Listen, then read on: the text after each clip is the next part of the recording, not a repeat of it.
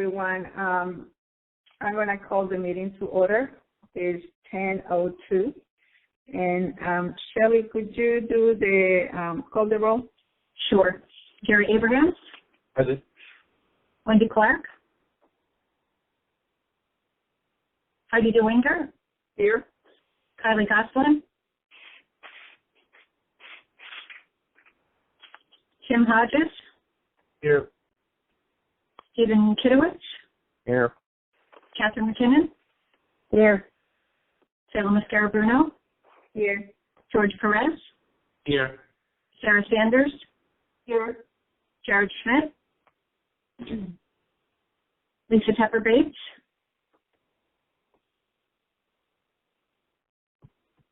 Gwendolyn Thames? Present. And Greg Ugalde? Present. So we have a quorum, right, Shelley? Yes, we do. For public comments, could you go ahead and Sure. do your thing? Good morning. If there's any members from the public who wish to provide a comment, please identify yourself before speaking. And to ensure that everyone who wishes to speak has the opportunity, comments will be limited to 3 minutes. Is there anyone from the public that would like to make a comment? Doesn't sound like it, but I would like to remind everyone to please mute your phone if you're not, or your computer if you are not. Thank you. I'll turn it back over to you. Thank you, Shelley.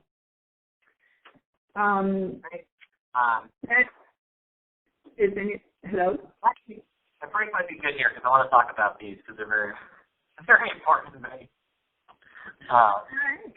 Can you use the phone if we're not? The announcement. Before we go on break, if you do, you can type them in the chat or certainly unmute yourself, do the raise hand with a name. Hello? Not you. Please mute yourself. Okay. Thank you. Thank you. Nandini, could you give us the CEO Executive Director's report? Sure. Thank you. Good morning, members of the board. I'll keep my remarks short. I know we have a lot to talk about today. I want to give out, besides my written report, I'd like to give a quick update on CHFA's administration of the TWAP program. As you know, we convened a response team to assist Department of Housing and the state in getting out the dollars for the TWAP rental assistance program. In effect, we've been acting as the 12th housing counseling agency in effect for about 3 to 4 weeks. We've been successful in reallocating our employees' priorities so as to convene a group of people that are predominantly working on assisting with this important mission. I've been really impressed with the way people have stepped up and are showing, collaborative spirit and team spirit in their daily efforts. It's not an easy time for us right now, for the country, for the world, and so I appreciate their pitching in. In terms of an update, the phase 1, which was all of the initial applications that came in August and September, are currently assigned to all of the entities that are processing these applications, and we're working as diligently and as fast as possible to get them through the process. In addition, phase 2 was just opened this week and represents a new group of tenants that are going to be applying for dollars. Next week, we envision, with the help of our IT guru, Suresh Menon, opening the landlord portal for small landlords to be able to apply on behalf of their tenants. So just want to say thank you to all of our staff that have been contributing to this. In other news, I was recently elected to the NCSHA Board of Directors at the meeting this week. NCSHA, as most of you know, is the trade and advocacy organization 4 state housing agencies in Washington, D.C. I'm very humbled and honored by this opportunity. I'm also really excited that Connecticut, through CHFA, will have a seat at the table when advocating for legislative and regulatory change at D.C. And finally, the board arm of the NCSHA, it's called NCSHB, so it encompasses board of directors for state housing agencies. Will be holding their annual development and education workshop for board members of housing finance agencies. And I'm asking if anybody is interested in being part of that workshop. The topics include responding to COVID-19, federal advocacy efforts, policy updates, as well as diversity and inclusion at state HFAs. It sounds like a really interesting program, and I encourage you all to be, to join it if you're interested. So if you would like to let Amy Tibor know today, if possible. Unfortunately, we got this notice extremely late. If you could let Amy know by the end of today, we'll register you. The workshop is on November 12th, and it's all day. That's all I have for the moment. Of course, we're going to be discussing the strategic plan and the budget shortly. Thank you, Nandini, and congratulations. It's very exciting about us being on the board of the National Council. So congratulations again. Congratulations. Very proud of you. Thanks. Who was that? That was Greg saying congratulations. That's outstanding. You know how I feel about national boards. Yes. So, Hazin, you're going to present the resolution to enter into a master securities forward transaction agreement? Yes. Good morning, Madam Chair and members of the board. For your approval is a resolution to permit CHFA to enter into a master securities forward transaction agreement, or better known as MSFTA, with qualified firms for its single-family program. As previously discussed, CHFA is a bonding authority that relies on papers and bonds to fund its program. Due to the scarcity of bond volume caps and to ensure it is able to fund its pipeline and to take advantage of similarly effective or better execution, CHFA desires to establish an alternative delivery vehicle. CHFA may use such vehicle if the execution provides and satisfies its financing objectives.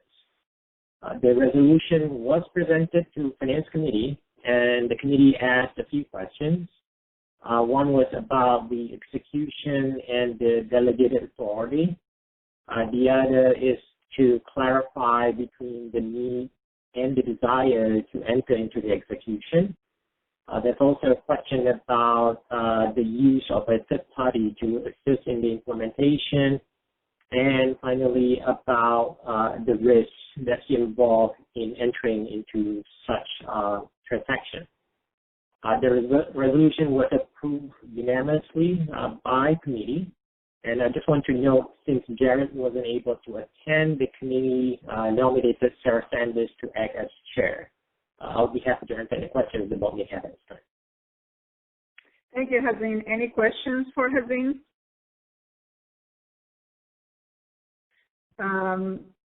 If there are none, can I have a motion to approve the resolution? Second. Jerry Abrahams moves. Second. Greg moved and Greg second. Discussion. Anybody? Any questions? Shelley, could you do the call the roll? Yes. Jerry Abrahams? Yes. Wendy Clark? Yes. Heidi DeWinter? Aye. Kylie Goslin? Aye. Tim Hodges? Yes. Dave Kitowitz? Yes. Catherine McKinnon? Aye. Ella Mascara Bruno? Yes. George Perez? Yes. Sarah Sanders, Aye. Lisa Tucker Bates,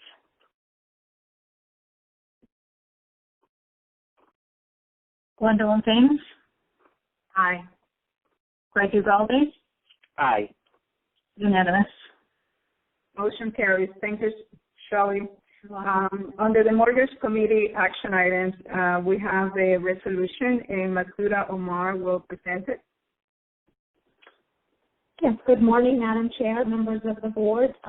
We have one request for multifamily for you this morning, Maple View Towers. This is a preservation of a 100-unit Section 8 development in Stamford, targeting seniors 62 and older. I would also welcome the Mortgage Committee to chime in. This development was presented in Mortgage Committee and is being recommended for approval to the board. So the request before the board is approval of a prepayment of an existing CHFA IPA loan for approximately $2.1 million, a loan of the residual receipts for approximately $646,000 as part of the recapitalization of this development. And then additionally, the board is being asked to approve tax-exempt bond proceeds for a permanent mortgage loan of up to $24,350,000 with a maximum term of 40 years at an interest rate of up to 4.5% to Maple View Towers. Again, in Stamford, this development is being developed by related companies who's the managing general partner. We do have staff available if there are any questions about this development. Thank you, Masuda. May I have a motion to approve the project? The resolution. So moved. Heidi. Second, Greg. Any discussion? Any questions for Masuda or issues? But it's Jerry Abrahams. Was the vote unanimous to the Mortgage Committee? Yes, it was. The only questions we had were basically, well, I had that, the developer's not putting any additional funds in, but this is, the retention of 100 units at market in a really good marketplace. That so, other than that, no. Yeah, and it's related. Right, and it's renovation too. Necessary some needed renovations to the park to update. Thank you. Yes. I mean, this is the same company that did the Nice Square in New Haven. The related companies, or at least they were one of the entities. And I mean, my only caution is that they tend to put, like Heidi mentioned, very little money, if any. And the first instance of issues, they will walk away, like they did in Nice Square. So, thank you. For whatever it's worth, we may want to monitor this a little bit more, be more. Not that our staff is not on top of things, but this is a company that has a history, that knows all the rules and knows all the loopholes. So, and I'm not saying they're a bad company. Maybe they're good business people, but they are not necessarily hit if they don't have to, or how should I put it? Because I don't mean to be negative. Let's just leave it at that. This is a company that we've had some history that very similar project. Nice Square was a very integral part to it.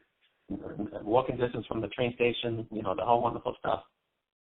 And when the time came in for putting a lot of money and for them to make a decision, they walked away from it. Okay, so thank you, George. And I think the staff can take a note of that and make sure that we monitor the progress of the project.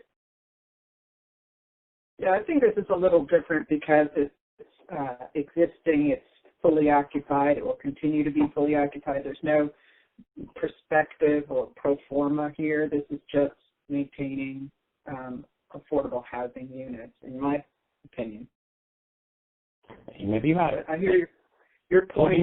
Sure, it's a good one. It's a good one. You once, shame on you. For me twice, shame on me. Yeah, I know. I raised the equity question. Any other comments? You're doing anything wrong, except that. Right. Yes, no skin in the game. Any other comments? I guess to that, I wasn't aware of the background to the commissioner's background, but to that point, to the commissioner's point, if they're, and again, I think this is a good project, and I understand that, but just in general, working with that company, if they haven't been good partners, I assume in our scoring of projects that they bring to us, we take that into account. Yeah. Any other comments? Okay, Shelley, could you call the roll? Yes. Jerry Abrahams? Yes. Wendy Clark? I vote yes. Heidi Dewinger? Aye. Kylie Goslin? Aye. Kim Hodges? Abstain. Steve Kitowitz? Aye. Catherine McKinnon? Aye. Sheila Mascara Bruno? Yes. George Perez? I want to say maybe, but I guess that's not a choice, so aye. Thank you, sir. Sarah Sanders? Aye. Lisa Tepper Bates? Gwendolyn Thames? Aye. Greg Ubaldi? Aye. One abstention. The motion carries. Thank you. Thank you, Shelley. Next, we're going to move to Nandini is going to go over the 2021-2023 strategic plan, and I have to say that thanks to the staff, we have kept a very aggressive time frame, and we should be very happy with the progress that we have done so far. I'm very pleased and glad that the staff has been working with the consultants, and we have kept it moving. Nandini? Thank you. Good morning again. This strategic plan has been months in the making, and I'm pleased to sit here today and present it to you. It's taken a great deal of commitment, as the Commissioner was saying, an effort by our staff, our consultants, you, the board, to get here today. But the level of engagement among everybody is extremely high. We got to keep it that way. So as a result of all of that, you know, we're sitting here today being able to present this to you, and of course the work begins today. Without further ado, I'm just going to walk us through a few slides. I know that time is short, so we'll try to keep it moving. We spent a lot of time thinking through with the board and staff on how to rephrase or reframe our mission, vision, and values. So I just wanted to bring that back for you in terms of the work we did. So the mission is set by statute, and I'm not going to read it to you, but you're very acquainted with it. So that's, you know, unchanged from what the statute says. Our vision is aspirational. So we may not be able to help everybody everywhere, but certainly it's something we aspire to, and we want to provide a range of choices for folks, all moderate and low-income residents of Connecticut, to live in affordable, safe, quality homes in environmentally sustainable and economically healthy communities. We may not get there 100% of the time, but that's our vision. Moving on to values, this is something that we developed through conversations with the board, with staff. I feel that these are good representations of our values. They are also aspirational. We may not feel that we are there 100% for all of these, but they are a reinforcement of where we want to be and how we ought to conduct ourselves, and you know, where we'd like to go. So driven by community, devoted to service, committed to innovation, energized by collaboration, grounded in communication, empowered by ownership, stewarding resources, and committed to opportunity. Moving on. We worked with the board over 3 strategic sessions and our leadership Greater Hartford consultants to develop our policy priorities. Again, these are going to be our sort of our priorities. If you could go back to the prior slide. Thank you. Our priorities for the next 3 years. So partnerships are going to be really important for us, not only ones that leverage funds, but that leverage other services or other ways that we could be partnering with state agencies, quasis, and other partners out there.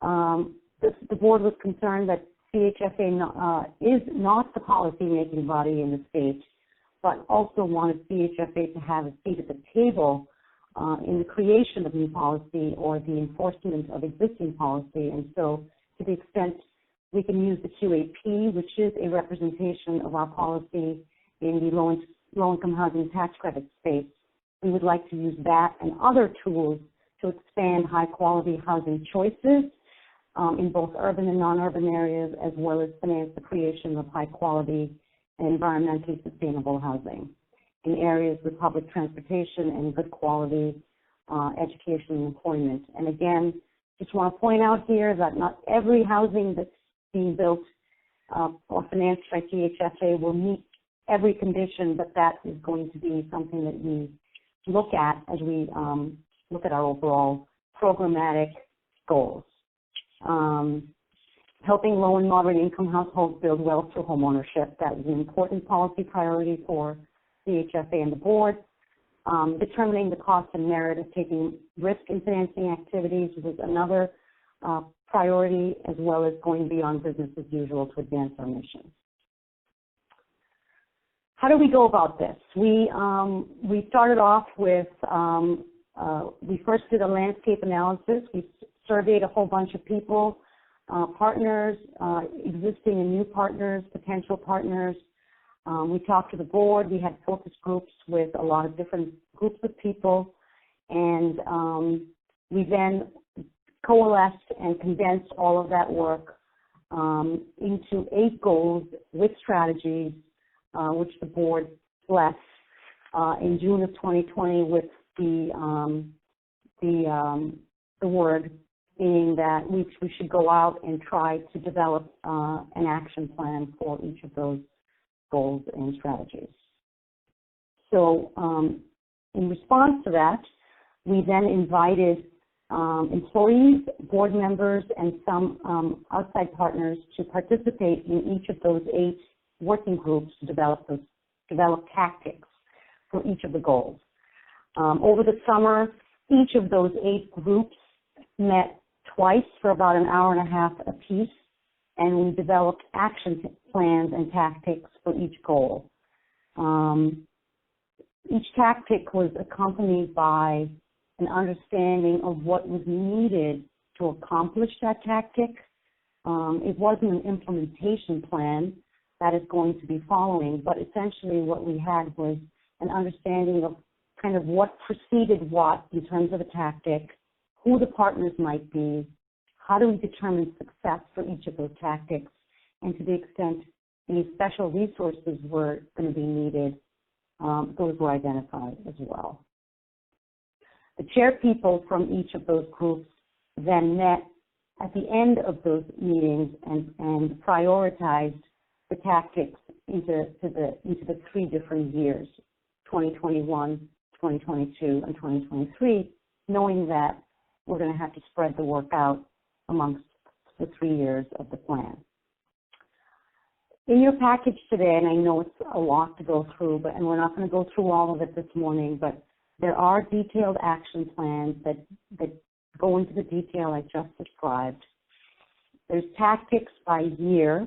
They're organized by year for a reason. Some things will precede certain other things. There's a sequencing that has gone on. Was that the last slide, Shelley? Okay. So just to reiterate the key points of what you're going to see today, all parts of the organization have some responsibility in each of the years, the 3 years, with departments collaborating to complete tactics very often. It's often not just one department's work. It's cross-departmental, it's cross-functional. As I mentioned earlier, we're trying to spread the work around evenly to balance the workload and to complete the proper sequencing for the work to be accomplished. Next slide, please. If the plan is approved by the board today, we will then move to developing an implementation plan for each of the tactics in year one. The implementation teams will be chaired by the person responsible for the tactic or a designee of that person. Staff members at all levels will have an opportunity to participate, and I encourage the board to participate if you're interested, if you have a particular area of expertise that you think you would be willing to provide some time to us. We would be thrilled to have you do that. We commit to provide you reporting on a quarterly basis. We've developed key performance indicators, and I'll be going over those in a minute. But to the extent we have success measures from each of the tactics that produce interim reports, we may be bringing those back to you as well, but certainly at the very least you will be receiving a dashboard that shows you where we are on our key performance indicators. And in the fall of every year for the next 3 years, we intend to do an annual review of the plan so that we can see kind of where we've been, what we've done, have we learned any lessons, and how do we want to adjust our key performance indicators for the coming year. So with that, I'm going to essentially now set it up before I go into the KPI. So just to recap very briefly, we undertook a strategic capital analysis earlier this year because it was identified that as an important deliverable up front for identifying resources, creating greater transparency on how resources are going to be used, and providing funds for new programs while remaining financially sustainable in a world of uncertainty. Earlier this month, we met with Gene Slater and CSG advisors. I'm not going to repeat the entire study's recommendations, but I just want to discuss briefly one key finding of the study, which was we should revise our capital structure under the general resolution to create an opportunity fund, which will live outside the sustainable core of the agency. Its express purpose will be to make mission investments as differentiated from credit-worthy investments that allow CHFA to remain financially sustainable. For example, the recommendation is to use the opportunity funds to assess the need for and make available funding for gap loans, below market rate loans, interest rate subsidies, guarantees or first loss positions, or other lending activities that may carry some risk. Therefore, in summary, the high-level recommendation was to reinvest principal receipts on investment trust account loans, that is the non-bond funded lending that we've done over 50 years, back into the IPA to make new loans, and then to further create a 50-50 split of our net income annually to be reinvested into the investment trust account for credit-worthy lending, as well as this newly created opportunity fund. This creates two vehicles for our programs. The ITA makes credit-worthy investments and expands our ability to create, for example, down payment assistance products using our own funding, home improvement loans, and other non-bond funded loans. And B, the Opportunity Fund provides a vehicle for more flexible, non-hard payment or soft funding available for mission lending. Just want to make the statement that the strategic plan and the budget that Hazim is about to discuss with you a little bit later both assume that the board will provide its approval for this recommendation. Now I'd like to walk you through the key performance indicators for 2021. These are, at a very high level, the key measures that we would be using to report back to the board on our progress with the plan's objectives. As I mentioned earlier, we're going to review these on an annual basis for their applicability going forward. So we've decided to organize our KPIs into themes. I don't know if you can see that. It seems a little bit small. Okay, thank you, Shelley. So we've organized our KPIs into themes or areas of focus. And the reason being that the strategic plan is not just focused on production. It's not just focused on process improvement. It's focused on a variety of different things. And in order to fully measure our success with the plan, we wanted to have a very holistic view of how successful we've been in all of these different areas. I'd like to start out by saying that it probably may seem a little ambitious at first.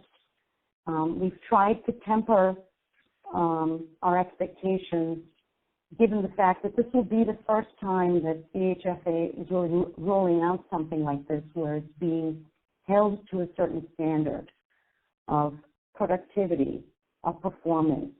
And so, 2021 may indeed be setting a baseline for us, not only from the perspective of measurement, but also from the perspective of we're developing new programs, we're creating new funding sources. And so year 2 and 3 may in fact see changes in some of these key areas. But nevertheless, we wanted to set the framework, and we need to start somewhere.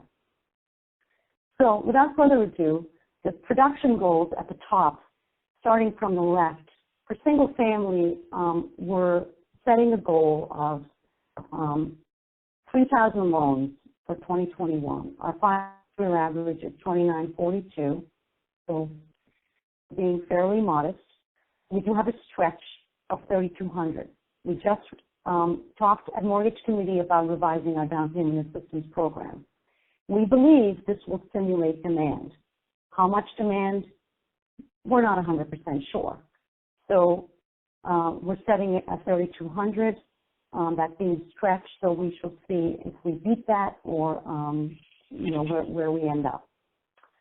Targeted areas, that our percentage of lending in targeted areas has been declining. It used to be at 30%. It is now 18%. Targeted areas are set by the IRS. They're qualified census tracts where a significant proportion of the population is at 80% or 60% below area median income in terms of their economic opportunities.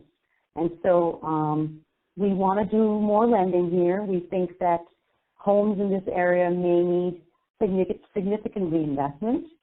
We want to incentivize homeownership in these areas. And so we set our stretch goal at 25%.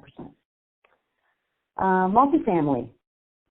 Can you go back up, please? Still on the first page. Multifamily. 5-year average is 935. Setting our sights a little bit higher. Stretch goal 1,075. Again, we talked a lot about, at Mortgage Committee, we talked about doing the development engagement profile. We're looking at a preservation strategy for our portfolio.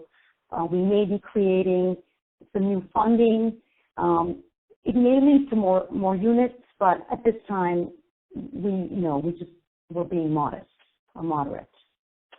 And again, these are units initial closed, meaning that we want to be in a position of saying that we've created these units because they've initial closed, as opposed to they're just board approved. As you know, there's a time lag between board approval and initial closing. Opportunity areas. Here too, we want to create affordable housing in areas of opportunity, And we know that there's work that needs to be done here, including developing a new map potentially that's underway with COH. And so we know that we're going to see changes in this, and we hope to see changes that are positive, that increase our reach in these areas. But at the moment, we think, 6 is a good stretch target for us in terms of the number of board-approved developments. Going on to the themes. So here's where we start going into sort of what are the broader themes or areas of focus. Communities of need.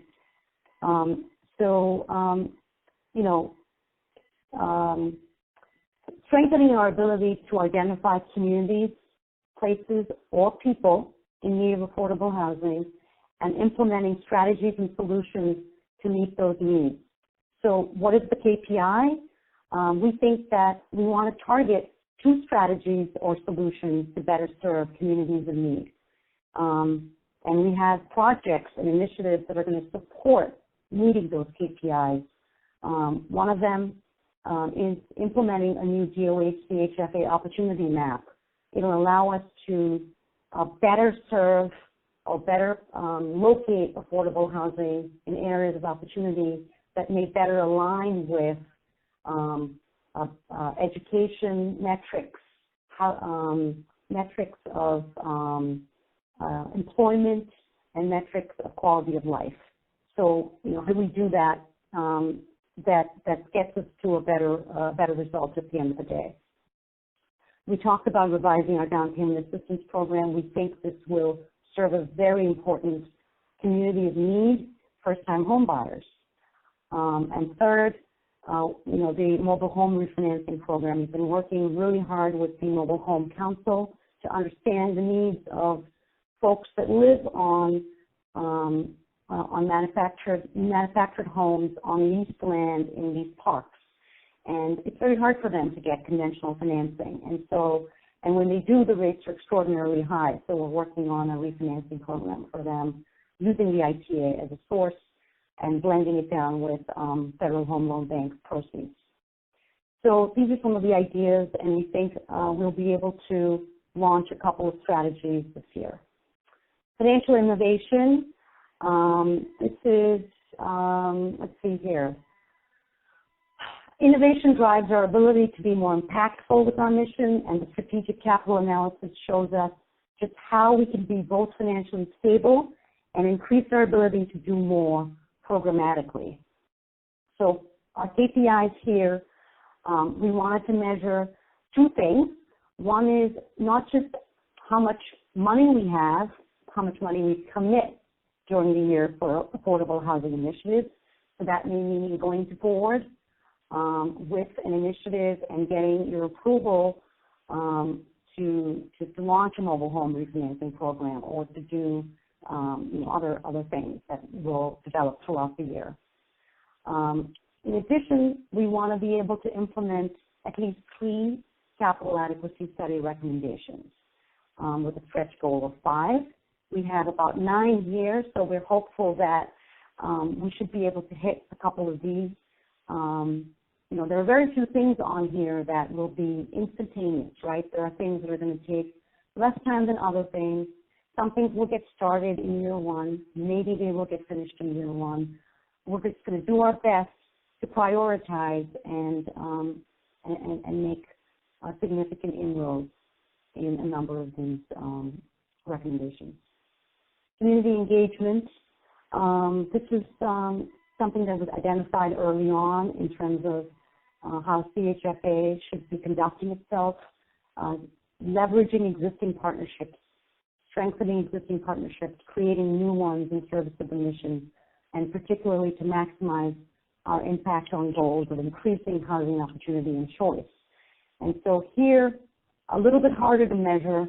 However, we think that one easy KPI would be to implement multifamily and single-family advisory sessions. This was something that we had done in prior years that fell by the wayside, and so we'd like to bring it back. In addition, to really hold ourselves accountable, we want to be able to have one initiative that comes out of our meetings, our listening sessions, our panel discussions, our outreach essentially to partners that are identified through analysis of gaps of who we are reaching and who we may need to reach, and so that's what we have here. Next page, please. Operational excellence. So, essentially simplifying CHFA and, where applicable, touch points with DOH and other partner state agencies' processes. And so here, in single family, we believe that we can make a difference in terms of how quickly we purchase loans from the lender network. We've been in conversations with Valencia and Hazim about the advantages of creating efficiencies in this process. It allows us to use other executions that may be unavailable to us today because it just takes way too long for loans to be delivered. You are muted. You can mute or unmute yourself by pressing *6. How do we achieve that, and what incentives would we want to provide lenders for delivering loans to us within 75 days, for example? That's something we can work on in 21. In addition, working with DOH and other agencies to speed up the approval and initial closing of multifamily first mortgage financings. And the reason we pick first mortgage financings is, there's a variety of different multifamily deals that we do every year, and we could be working towards improving processing time across all of these, but in effect, our ability to effectuate change is more impactful when we're the first mortgage lender. And so we want to start out with that being our target for the first year, and we'd like to have a target of 160 days. On average, it's about 170 days. So that's that one. Customer satisfaction, being viewed favorably by our partners in the state is an important milestone of our success. We think that we can build on the landscape analysis we've done earlier this year and use it as a baseline for future surveys. We're proposing tracking these metrics, how we influence affordable housing policy, what is our professionalism and expertise, and what barriers or what is the percentage of people that said they encountered no barriers when working with CHFA. And of course, these are just aggregate numbers, and we have the data that underlies these aggregate numbers because people could put in their comments as well, and we've had focus group conversations. So all of that gives us a view to understanding what is needed and what are the various tactics we could use to address some of these areas of concern. Organizational development. Can't do any of it without people, and we need people to be effective. We want to cultivate people. We want our culture to be strong, and we want our culture to be healthy. We want to grow employees in meaningful ways, and we want to develop skills. And so we have a lot of plans for all of that. But in the first year, we're going to be moderate. We're going to try to assess people's skill levels. We're going to assess it through the skills assessments that we have available, and we're going to be working on employee satisfaction. And we want to be able to measure that at the end of the year and say that we are doing better, whether it's through internal communication, through succession planning, professional development, and other ways that we can boost morale and make people feel more engaged in the process. Technology. We really haven't talked about technology, but in order for any organization to be successful and be on the cutting edge, we need to prioritize IT initiatives, and we need to be able to figure out our direction of our IT strategy. And so our Director of IT, Suresh Menon, has identified a need for an IT strategic plan, and we think we can get at least a plan done in 21, and that will give us the basis for moving forward. And finally, communications. We think that we want to improve our communications. We need to communicate better. We want to routinely communicate in certain ways. We want to do targeted communication campaigns, not only to people we partner with, but underserved communities. We want to develop a corporate message that speaks to our role in the market and our role in creating opportunities around affordable housing. And how do we do that? Well, one of the things we've said is we want to hire a branding consultant to help us figure out what is the CHFA brand and how do we create that message that aligns with our plan, with our partners, and puts the message out there that this is CHFA, and it just provides for a good communications platform in order to continue to work. So with that, I think I'm happy to answer your questions. I've probably gone way over my time. I have 30 minutes, 29:06. I haven't done too bad. There's a lot to absorb here. I think, I look forward to your feedback. So I'll turn it back to you, Commissioner. Thank you, Nandini. And I just want to thank all the board members for having involved in many meetings, and the staff, as I said before, the consultants that have been working with us. I couldn't be happier. A roadmap. It has time frame. It is a guide to help and assist the staff to be more proactive, to react to the market, and to make sure that we provide the housing that is needed to our citizens.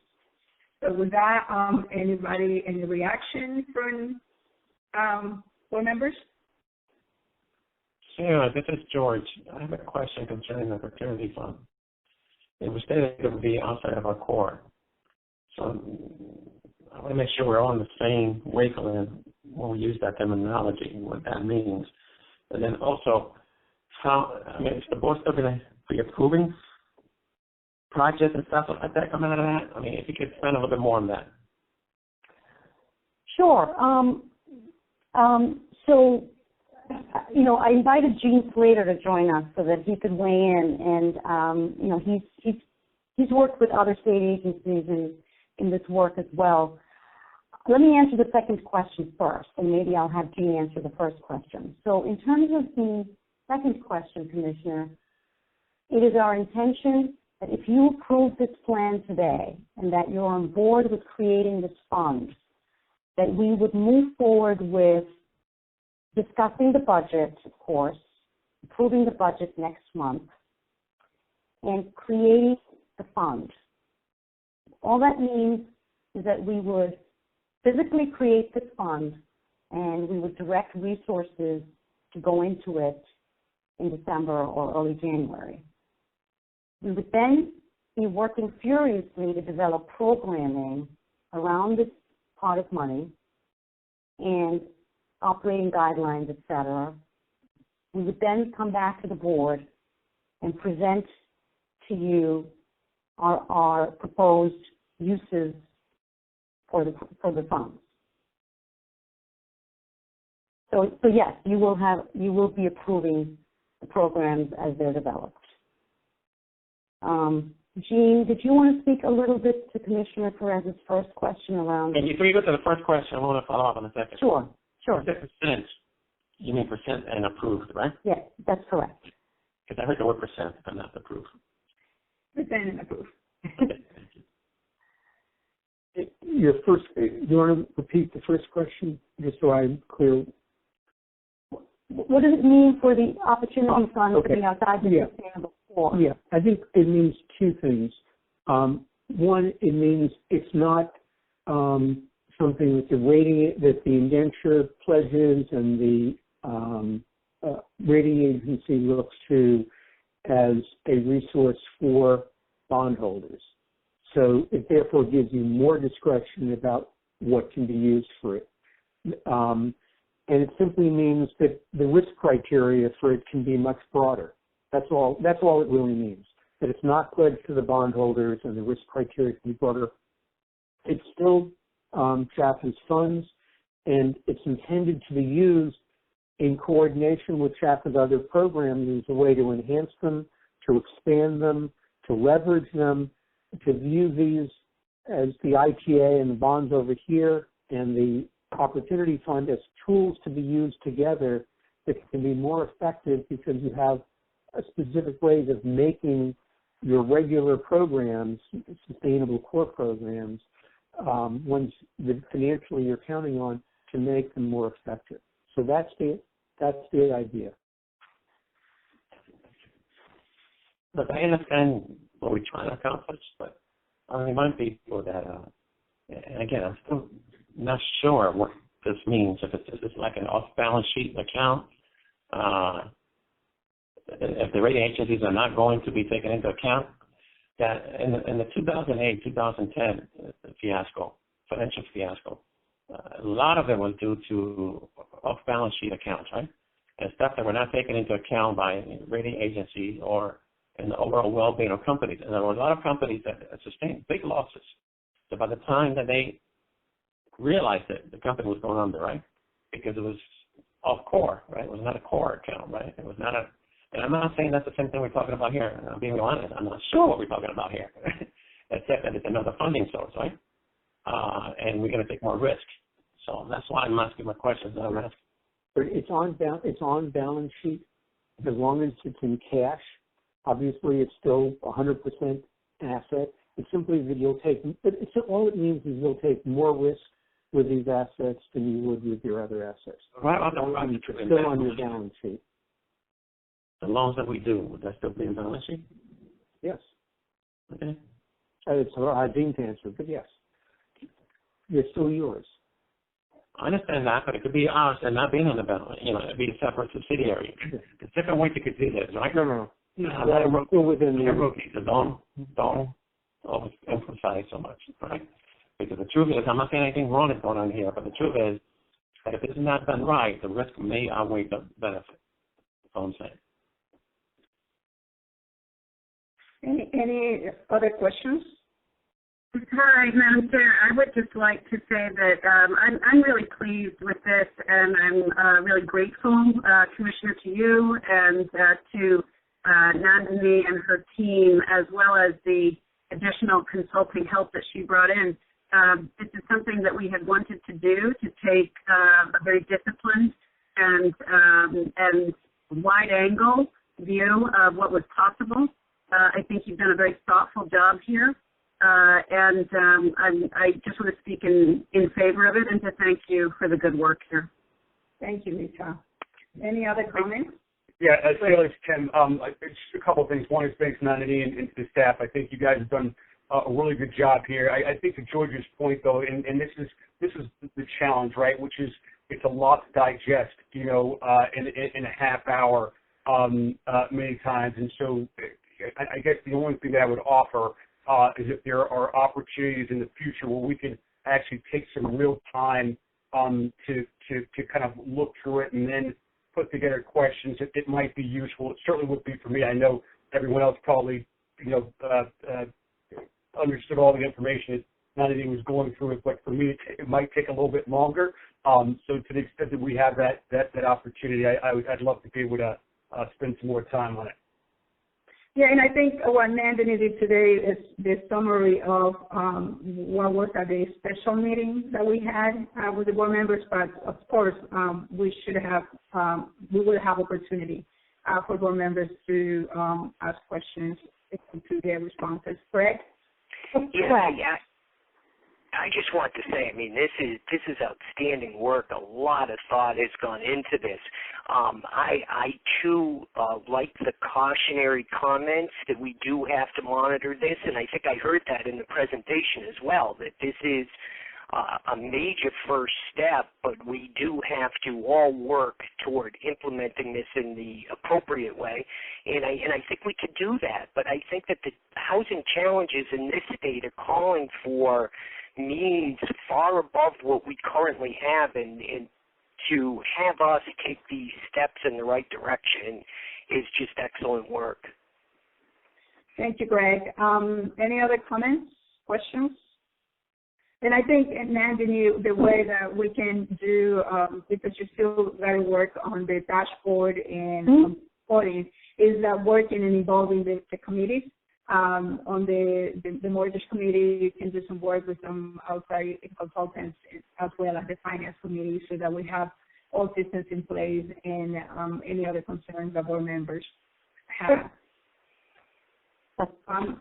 Any other comments? Comment that I wanted to compliment CHFA on the detailed plan. So often you see a strategic plan kind of high level, mission, goals. But this actually has like a very detailed implementation plan over 2 years, which is really, I don't think I've seen anything quite as before. It's really a lot to do here. I think it's going to be a challenge to try to do all of this in that time frame, but to actually have it down into a detailed plan is really good. Yeah, it has actionable steps. It has some goals. It's some aggressive goals, but achievable. They're not. If we don't have those goals, we wouldn't be able to accomplish so many things that we could. So I'm very pleased with the results. But we still have, this is just the initial step. We still have a little more work to do, and we can do it within the committees in some of the areas that Nandini has presented. Any other comments? Commissioner, I would just like to say what a delight it's been for Leadership of Greater Hartford to work so closely with you and with Nathani and with the team, particularly Sherry Lambert, who did tremendous work, particularly on the back half, providing the very detail that we are appreciating right now. I would also want to underscore that the adoption of this plan by the board doesn't end the board's involvement at all.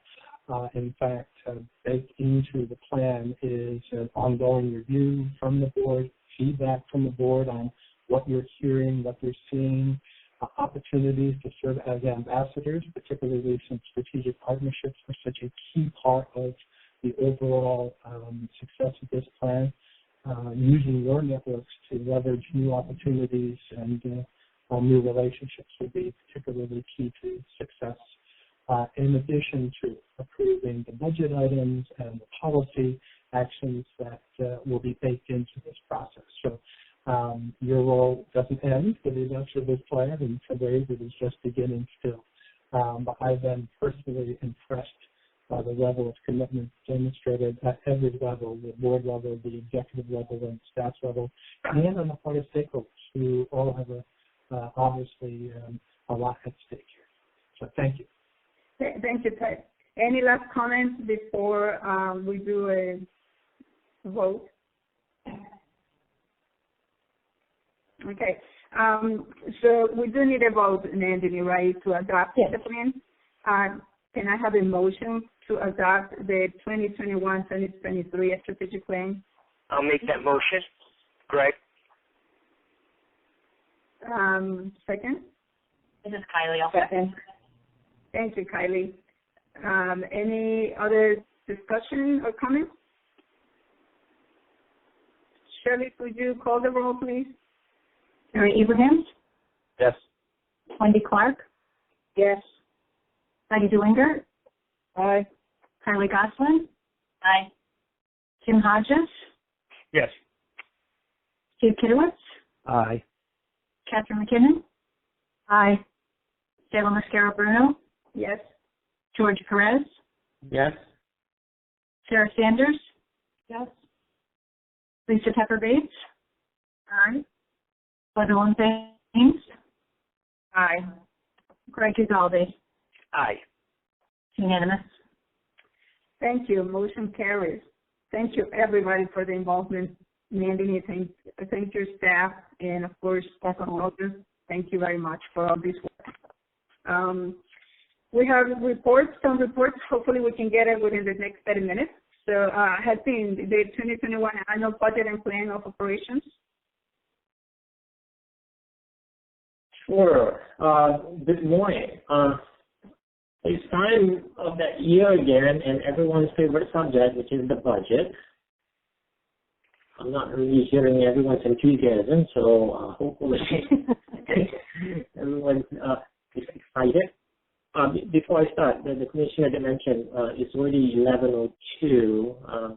Since there's a few more items after me, just want to check with everyone how much time you want me to spend on this, like 15 minutes? Mandy, I'm gonna. You have the reports in front of you, so could you tell me how long would that take? I mean, so do we have until 11:30? I guess that's the question for the board. We do have to 11:30. I know Jerry has to leave. Right, Jerry had to leave. Yeah. But we still have a board for the last consent agenda as well that I need. Right. Terry Nash will take 5 minutes, and Masuda's will take probably 2 minutes. So I think, Hazim, if you can keep your remarks to, 20 minutes, that would be great. We're doing 19 and a half. Okay, 19 and a half. Well, in any case, members can reach out to me or Nandini if they have questions. I think it's important to discuss the budget in light of the strategic plan. You're not approving it this month, but I think you should hear what we have in mind. Right. Okay, so let's begin. Before you is our draft 2021 operating budget. It's 19 pages long. I tried not to make it too wordy, so if you love the budget, it should be a light reading. If you don't love the budget, or if this is your first time, let me break it down for you. A budget generally has 3 parts, so we're just going to stay with the first page. So the first thing, then whenever you talk about budget, you have to identify the objectives. So at a very high level, CHFA's objective is to have a balanced budget that will allow it to accomplish its mission and goals as directed by the board. So this ties back to the presentation that Nandini did regarding the strategic plan. We also would like to see or to get to a flat budget whenever possible. However, we do not want to pursue if that budget if it compromise the prior statement. The second part when it comes to a budget is the assumption. So at the high level, what goes into a budget. So for CHFA, we use a zero-based approach. So what that basically means is whenever you approach a new calendar year or fiscal year, you assume everything starts from zero. You don't carry over any deficit or excess from prior years. We utilize and we take a look at historical and current events to predict future outcomes. We try our very best to reduce expenses or waste, and we want to incorporate, or we should reflect 2021 targets or goals. And the last piece when it comes to a budget is the reporting and measurement. The statements in about year over year, we identify our major cost drivers. We have 2, which is the salaries and benefits and general and administrative. And we also want to reduce noise. So we establish ongoing expenses versus capital expenditure. So basically, the intent of the first page is just to describe that. The 3 items that I just mentioned, or the framework, and the remaining 18 pages act as our script to achieve our objective. So before I go any further, I believe some of you may be wondering why comparing budget to budget, or why the budget is not sized based on actual.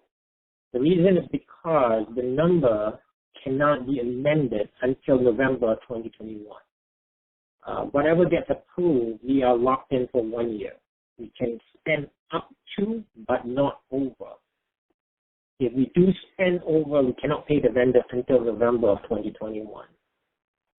That's the reason why every year we come in under budget. This does not mean we don't take the numbers seriously. We dedicated a few pages to address the rationale behind the assumptions. So then we have the next section, which is, providing all of you the financial highlights through September. This goes to the assumptions that I mentioned previously about understanding historical and current events to predict future outcomes. So the first one is interest rate. Why is it important? It's because we are a lending institution and a bonding authority. We are not a taxing authority. So the interest rate affects our lending rate, our borrowing rate, and our reinvestment rate. In our universe, the Fed is the king. One of the things that I did not describe in my memo is about market sentiment and investor confidence. So this is very important, especially now we're still dealing with COVID. And that's the reason why there was that dislocation between taxable and taxable debt. And then you have item number 2 and item number 3. And these two descriptions is more trying to describe the relationship between bonds and volume cap. I can go into very detail, but essentially, whenever that we issue taxable debt, it's something that we have to get permission. Essentially, the federal government every year, they would designate and permit each state a certain amount of allocation in terms of how much volume cap it can issue at any given year, new volume cap. Suffice to say, a few days ago, the IRS just released the 2020 revenue procedures. So the numbers that I have in here for you, I need to revise. The good news is the per capita rate for volume cap has been increased from $105, which is noted in item number 3, to $110. What that means is we just, without doing anything, we are given the ability to issue 10 million of additional volume cap, assuming our per capita does not change year over year. For tax credit, it remains at the same level, which is at $2.8125. And then we get to number 4. Number 4 is talking about our growth of the program. Number 5, number 6, number 7, we are providing you some color about single family and multifamily, what we did, again, through September. And then we get into number 8 and number 9, which is comparing year over year revenues and expenses. Okay? Then we jump into the next section, and this section talks about certain representation and actions we need to take after we have complied with the bond requirements along with the 2020 budget. Again, the idea is once this is approved, it happens in November. So the first one is the state requires us to let them know if the reserve fund is underfunded. This is because the state is required to capitalize it if it was. I can confirm that based on our projection, the reserve fund is fully funded. The next item is because the reserve fund satisfies the reserve requirement and pursuant to the strategic capital analysis, and again, it was mentioned during the strategic plan, we plan to deposit certain amounts in the IPA and in the opportunity fund.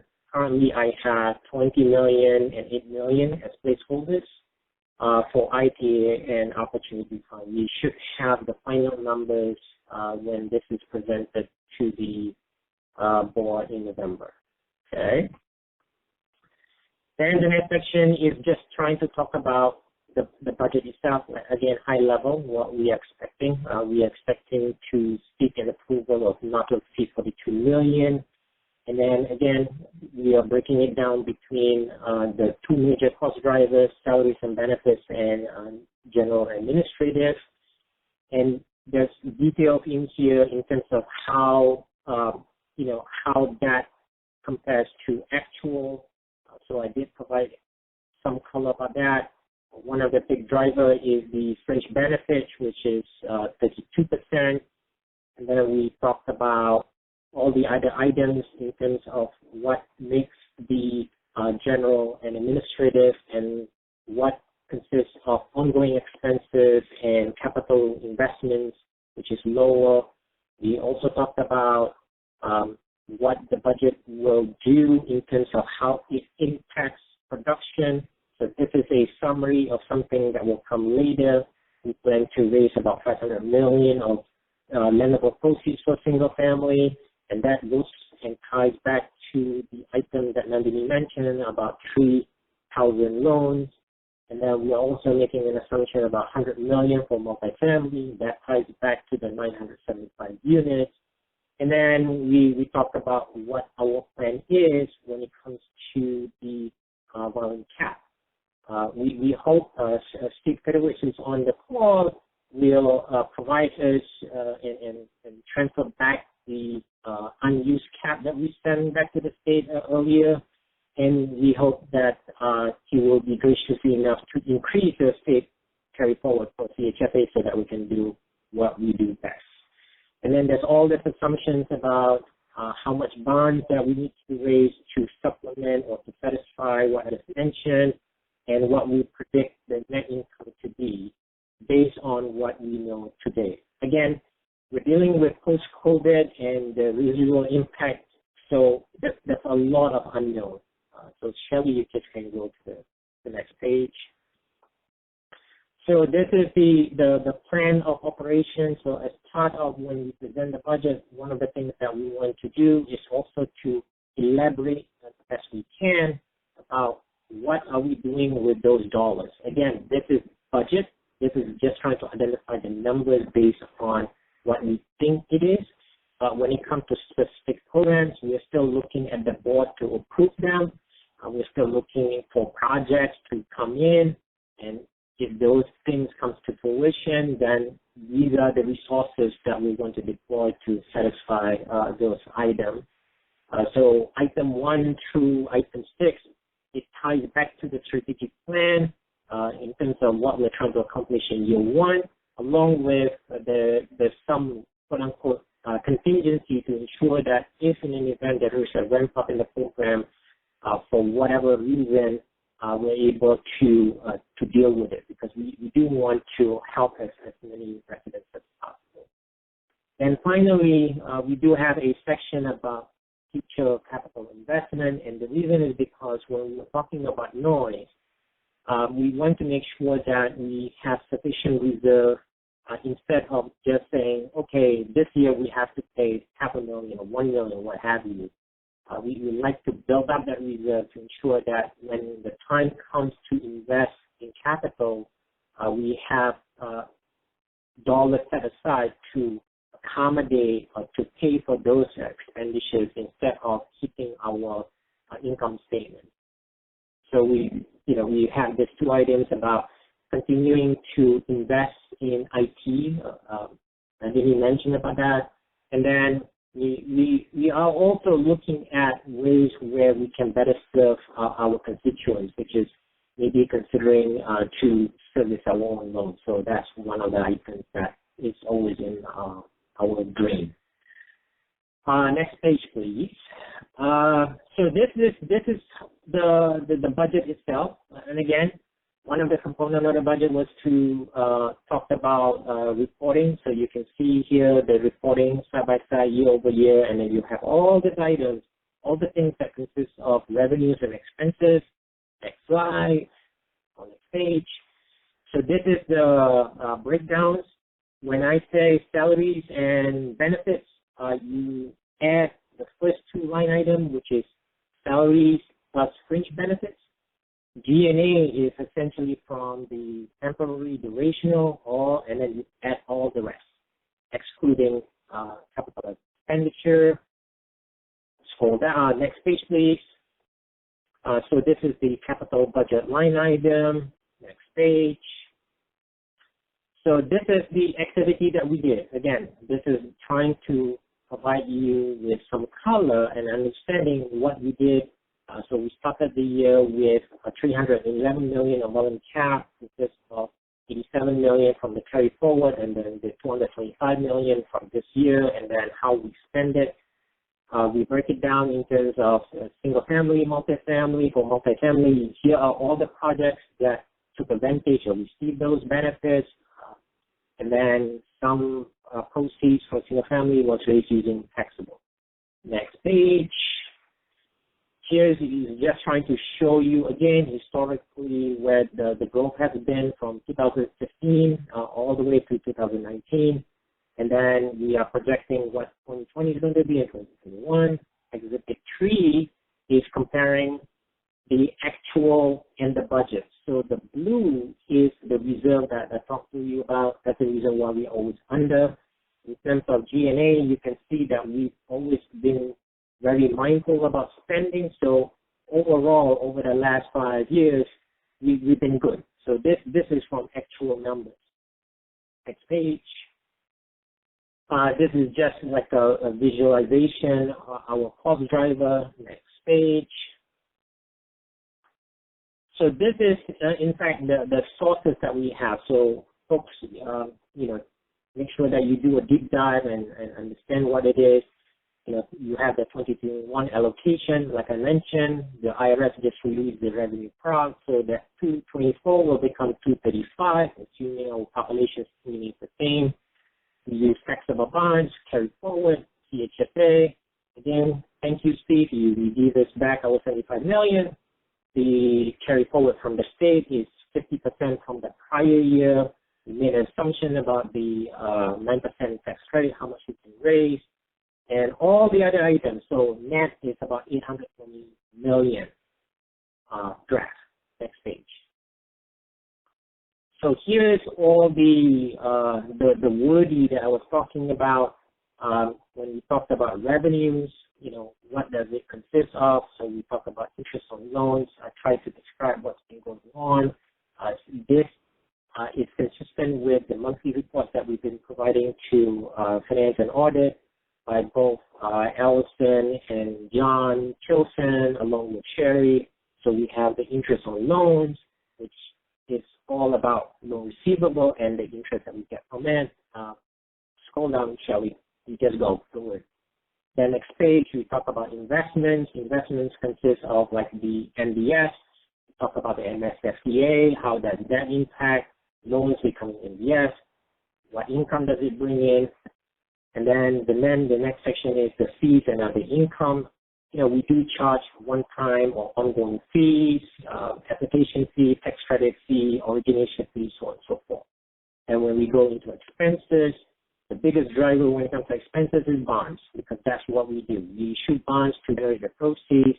So going back to the assumption of interest rate, if it goes down, we pay less on bond interest, but then we also charge less interest. So there is that tension between the amount of revenues versus the one that we pay out.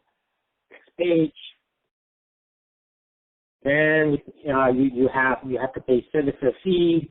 Because we don't service our own loans, at least when it comes to single family, we have to pay all our good friends in the service world.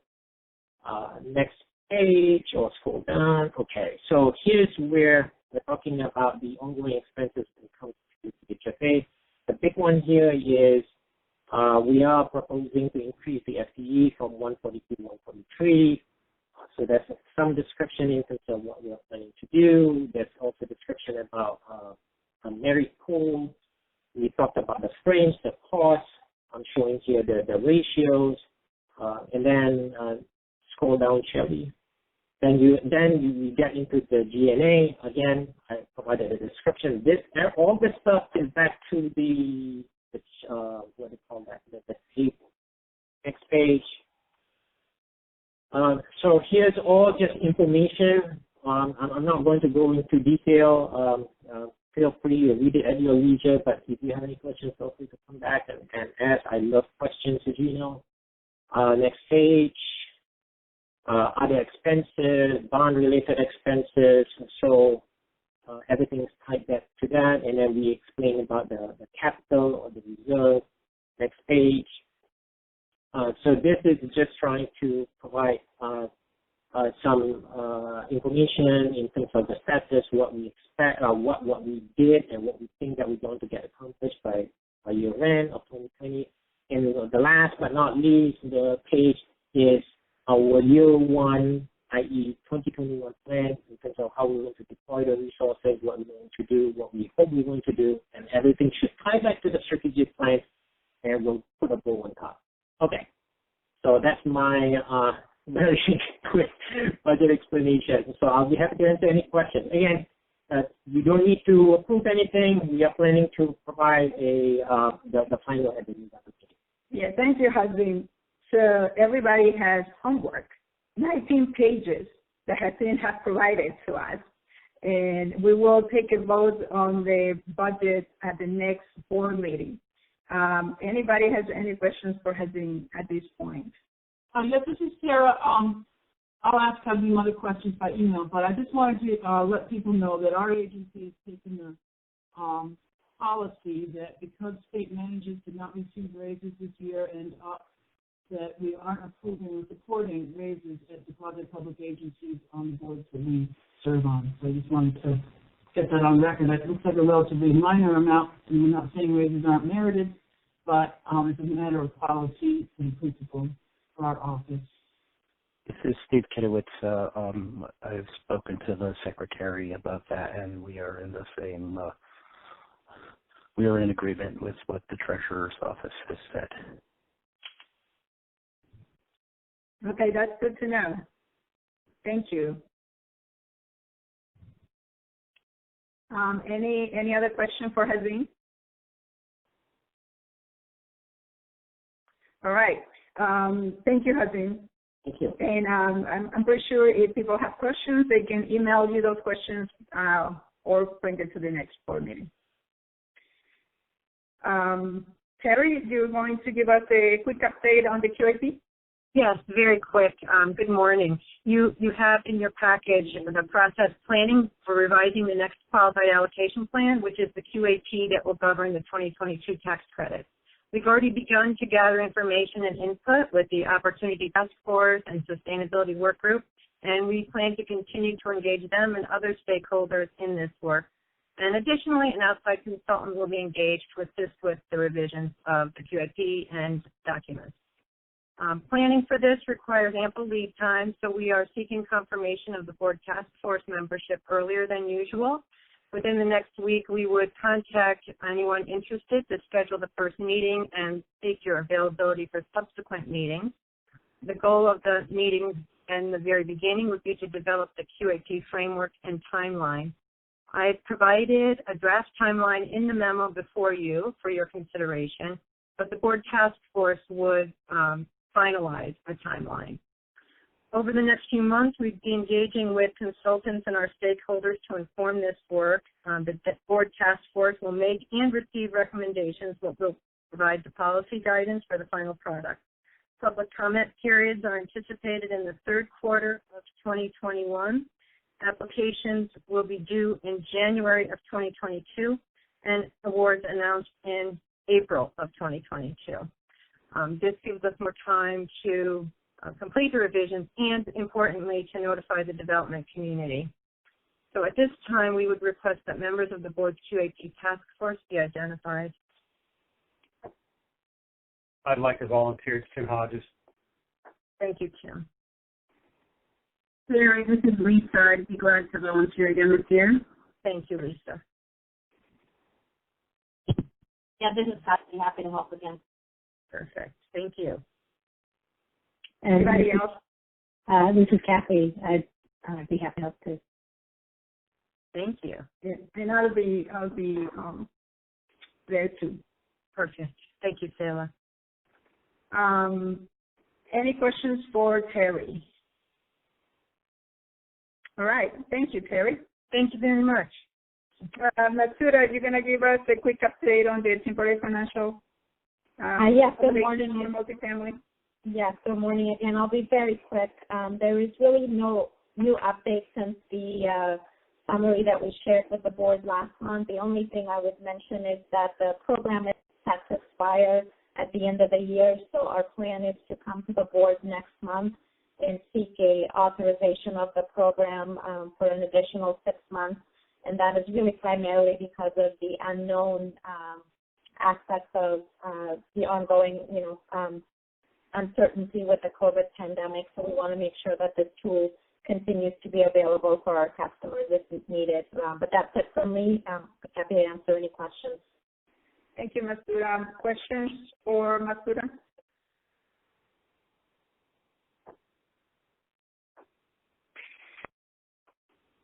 All right. So our last item on the agenda is our consent agenda. May I have a motion to approve the consent agenda?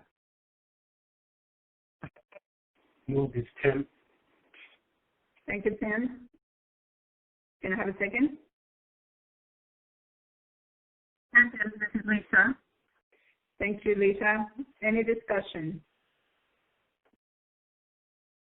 Shelley, could you please call the roll? Yes. Jerry Abrahams, to leave. Wendy Clark. Yes. Heidi DeWinger. Aye. Kylie Gosselin. Aye. Tim Hodges. Yes. Steve Kitowitz. Aye. Catherine McKinnon. Aye. Stella Mascara-Bruno. Aye. George Perez. Sarah Sanders. Aye. Lisa Tupper-Bates. Aye. Gwendolyn Thames. She had to leave as well. Okay. And Greg Ugalde. Aye. Motion carries. Motion This is carries. George. Thank you. This is George. Yes. I was not quick enough to unmute my button. I would say yes. Thank you, George. Shirley, you got that? Yes. Motion carries. Thank you. And may I have a motion to adjourn the meeting? So moved. Greg? Great. Second, Tim. Any discussion? Anything? All right. I don't think we need to do a roll call for this. Thank you very much. We end the meeting. I think everybody wants to go to their job, and now we continue with the meeting. Thank you very much. Thank you. Thank you. Bye. Thank you.